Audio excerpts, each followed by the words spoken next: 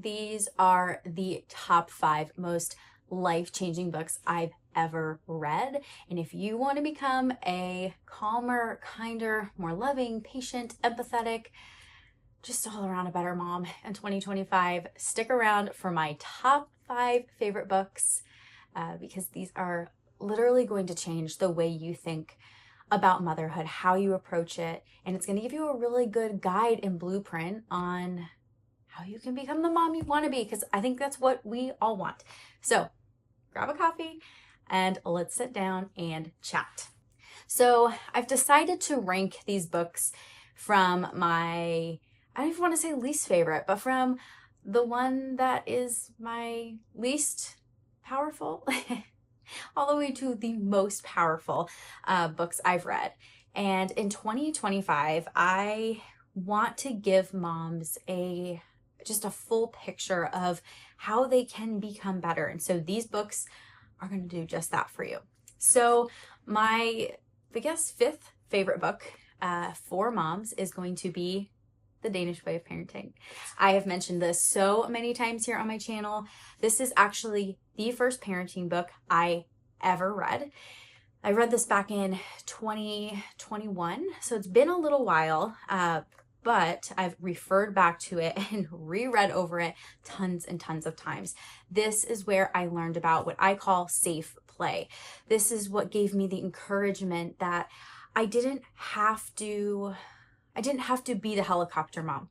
I was a natural born helicopter mom. I wanted to protect and keep my kids safe. That was what we all want, right? But I didn't realize that there was actually some harm in that too, and that my kids really needed the space to explore and to learn how to do things without me being on top of them. And so this book gave me so much peace in that.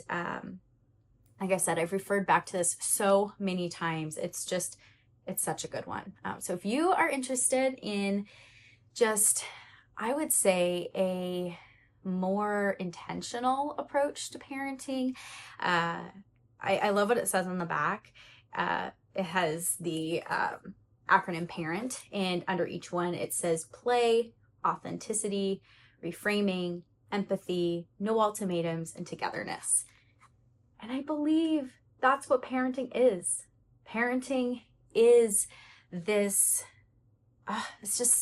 it can be this way. We just need to learn how to do it because in our culture, it's not normal. What's normal is to be so focused on the parents. And so that's why I love the Danish Way of Parenting and why I refer to it still so much here on my channel. So the next one is going to be Hunt, Gather, Parent. I'm going to be honest with you. I'm not even fully finished with this book. I'm loving this book. I actually have it on Audible because I actually do better listening to certain books than I do like reading them, because sometimes, guys, I don't have time to sit down and read. I want to read every day, and I do, but I don't make it through books as fast. And if you guys know, I'm a research junkie. I love researching. And so sometimes if I'm folding laundry or just doing chores around the house, or maybe I do get to walk on the treadmill by myself for a little bit because it was cold today, I will pop in a podcast, I'll pop in an ebook and listen to it. And that's kind of how I nurture the educational side of myself that I just enjoy so much. But this book right here, this has also helped with safe freedom. It's actually given me the acceptance and the acknowledgement that I needed, that I didn't need to parent perfectly. I didn't need to show up perfectly. And that I actually could trust my innate ability, that I innately knew as a mama, I could raise my child. This book is written by a mom.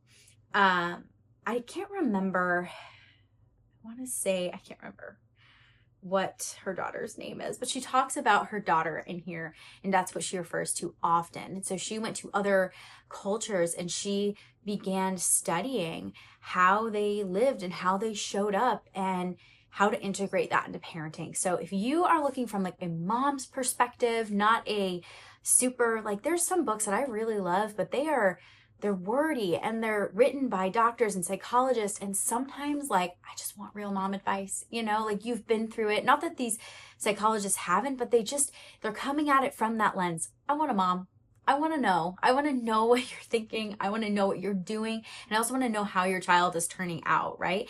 And I think that I love that she went back into other cultures and she looked at the teenagers and the young adults, and she observed how they were behaving and the relationship they had with their parents. And so this is a great book for that. Really great for innate motherhood if that's something that you want to grow in 2025. Okay, my next favorite book. You guys aren't surprised. Be surprised this is not number one because I mention it so much. But the next one is Simplicity Parenting. This book has changed my life.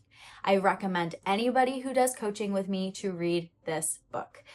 I think that we just have too much stuff. Even myself in this season right now, it's after Christmas. My kids got a ton of stuff for Christmas. I'm like, oh my gosh, we need to declutter again. We need to get rid of everything. It's too much stimulation, too much stuff. I mean, Dr. Kim John Payne, he talks about everything from eliminating screens to downsizing your toys to eliminating extracurriculars. And I just feel like this is such an honest book. If you have a child with ADHD or ADD, or you think they could be on the spectrum, this is such a great book. He talks about in the beginning all about ADHD and how we can minimize its symptoms by doing these things. And so I just have found this book to be incredibly helpful in so many different realms. But I refer back to this book in every single one of my coaching sessions. And I love in the beginning, I wonder if I can find it. I'm sure I've highlighted it. Probably shouldn't take the time to look for it right now. But he talks about how we need hope as parents. We need to have this flicker, this remembrance of what we wanted as parents, what we wanted our home to look like. And from that hope, we can start to make changes. And so again, that's what I do in coaching. I want to give you in our very first session, this foundation of this is what my life can look like. And now how do I get there? How do I put the pieces together? And so I don't know. I find that like right now I'm working with a client who came in. She's like, I can't even remember what my dreams were because I was so wrapped up in doing all the things right now, and things are so drastically different. And so sometimes pulling out those dreams can feel really hard and they can feel difficult. And that's what I help you do, is to rediscover that and to tap back into what you wanted, what your dreams were. And from there, there's just so much possibility because you're coming at things with a willingness and a desire to make changes, to have the outcome that you need and that you want and that your family is going to thrive off of. So anyway, this is a great book. I think it's a must read for those into slow living, minimalism, intentional living, attachment. If you're into any of that, any of those buzzwords like hit for you, this is a book you must read. Okay, my second favorite book of all time. I read this before I even had kids. I read it almost yearly, still to this day. Only Love Today by Rachel Macy Stafford. You guys, this book is like a big ol' hug that you just need to like wrap your arms around. And it's like, oh my gosh, this feels so good. If you want to slow down and you have a really hard time seeing the beauty in the mundane of motherhood, if you are having a hard time with busyness, with rushing around, with trying to get it all done, and you want to see the precious little moments that you are missing, this is your book. This is going to help you to see those other things. And what I love about this book is each of the, I'm going to call it essays, are really short. So you could read one of these a day and feel like you are being productive. This is something that I recommend for moms who are like, I don't have any alone time. I don't get to ever spend time by myself. And they've got little kids, right? We're talking like 2 under 2. If you're in that club, this book is for you. Sitting on the ground, grabbing your cup of coffee, letting your babies crawl and play on the floor right with you, and reading just one little section. That's it. It's tiny. Look, tiny, teeny tiny. and it feels actionable, and she gives you things to do. She encourages you. She gives you a reminder. Like, this is such a good book. I have it signed, you guys. I went and met her at a book signing back in 2019. Yeah, 2019. And man, Rachel is such an amazing woman. She now has 2 older kiddos. This book was written at the time, I think her kids were, they were younger, like I would say between like 6 and 12. But her kids are older now, and there's just so much wisdom that Rachel has to give. And she's known as the hands-free mama. She started putting down her phone. And so if you are struggling with your phone, I would start here, because this can be a replacement for your phone. But she has a book called The Hands-Free Mama. And that book is amazing if you are wanting to detach and get rid of the addiction to your phone. I actually have the book, but that wasn't on our list today. But yeah, Rachel is a great author for all of that. I highly recommend her stuff. And if you are somebody who wants wisdom, right? You want something from somebody older who's been through it. Rachel's a mama. She's just writes from the heart. And like I said, it's just like a great big ol' hug. So this is my second favorite book. I bet you this will make my list every single year, because it's just amazing. Okay. My favorite book this year, 2025. My all-time favorite book. It's going to kind of surprise you, I think. The Ruthless Elimination of Hurry. This book is changing the way I see everything. I will say this book is a Christian book. It is written by a pastor. But hang tight, because it is just reshaping the way I think of the busyness in our life, the hurry, how it's distracting me from everything that is important to me. If you are somebody who enjoyed the book Essentialism, this book is for you. This is giving me the ability and the capacity to slow down and to actually prioritize what is important to me. To stop the chaos and the craziness, and to say the most important thing in this moment right now is to slow down. And I love that he basically calls this an apprenticeship to Jesus, and how Jesus was never in a hurry. He was never too busy. He would be in the process of healing somebody, or running to heal somebody, not running, but walking to heal somebody, and somebody else would say, hey, come heal so-and-so.